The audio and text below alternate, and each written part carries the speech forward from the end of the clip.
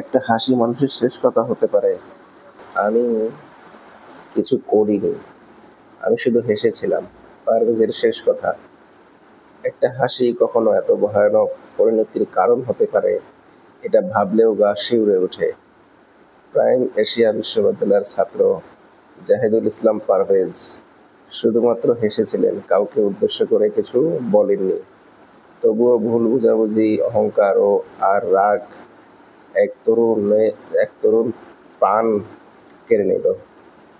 এই ঘটনা আমাদের মনে করিয়ে দেয় সহিংসতা, বোঝাপড়া, মানবিকতা কতটা জরুরি।